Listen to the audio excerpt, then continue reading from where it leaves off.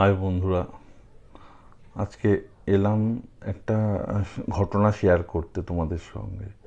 তো এখন আমি এই ফোন সার্চ করতে করতে দেখছি কিছু ছেলে মেয়ে, এরা খুবই অল্প বয়স, একটু কিছু হলেই ইমোশনাল হয়ে পড়ে এবং তারপরে সুইসাইড অ্যাটেম্প্ট করছে, কেউ কেউ তো মারাও যাচ্ছে। কদিন আগে দেখলাম একটি বাচ্চা তার মাকে বলেছে যে ভাতের সঙ্গে আমি মাছ খাবো। তার মা খুবই গরিব ছিল, বলেছে আজকে ডিমটা দিয়ে খেয়ে নে, কালকে তোকে মাছটা দেবো। সে সেটা সহ্য করতে পারলো না, একটা স্ট্যাটাস বা পোস্ট করলো ফেসবুকে এবং তারপরে গলায় দড়ি দিয়ে ঝুলে গেল। এত সামান্য সামান্য ব্যাপার নিয়ে এখন মানুষ এই সব করছে, সুইসাইড অ্যাটেম্প্ট। সত্যি এইসব ছেলে মেয়েদের কথা আমরা ভাবি, আর আমাদের ছোটোবেলাগুলো আমরা নিজেদের মেলাতে পারি না। কত কিছু পাইনি কোনো দিন, মানে কি বলবো, বাবা মার থেকে চেয়েছি হয়তো অনেক পরে সেটা কিনে দিয়েছে, তার জন্য কখনো এত অভিমান করিনি। মেরেছে স্যারেরা, তো স্কুলে খুবই মারতো তখনকার দিনে, জানা আছে সবই।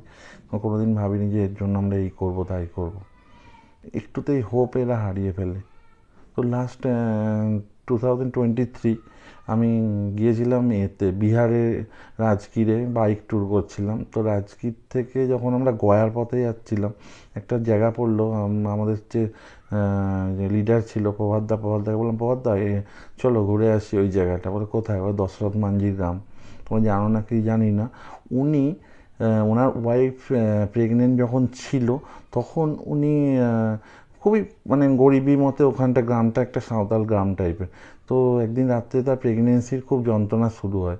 এবার ওই যে গ্রামটা থেকে একটা পথ ছিল খুব ঘুরে, সেই ঘুরে যদি হসপিটাল যেতে হয় তখন তার মানে ওয়াইফ ততক্ষণ হয়তো মারাও যেতে পারে। তাই জন্য সে চেষ্টা করে যে গ্রামের মধ্যে একটা পাহাড় আছে, পাহাড়টাকে পেরিয়ে যদি নিয়ে যাওয়া যায় তার ওয়াইফকে হসপিটালে, খুব তাড়াতাড়ি হতে পারে। তো সেই পাহাড়টাকে উনি পেরোনোর জন্য চেষ্টা করে ওয়াইফকে নিয়ে, কিন্তু তার ওয়াইফ সারভাইভ করে না, সেখানেই মারা যায়। এতটুকু টাইম ছিল না যে ঘুরে ঘুরে নিয়ে যাবে। তারপর থেকে উনি প্রতিজ্ঞা করে, ঠান নেয় যে এই পাহাড়টাকে আমি আর এখানে রাখবো না, এই পাহাড়টাকে আমি কেটে ফেলবো। যখন এই কথা বলেছিল তখন সব লোক ওকে ক্রিটিসাইজ করে, গ্রামের লোক, পাগল নাকি, এবং তাকে পাগল বলতে থাকে। তারপর তিনি কি করতো জানো?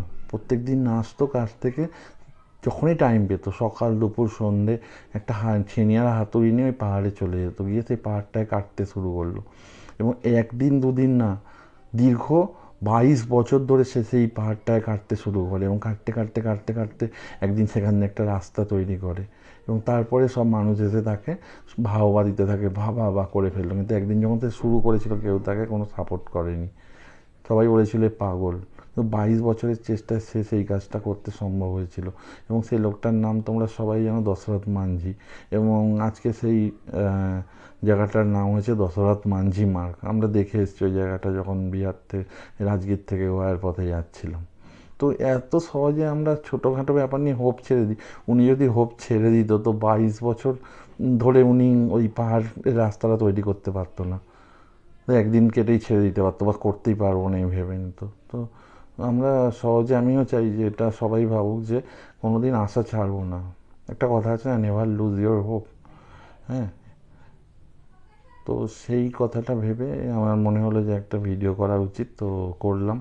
জানি না কার কিরম লাগলো। তো ঠিক আছে, এতটুকুই আজকে। Thank you.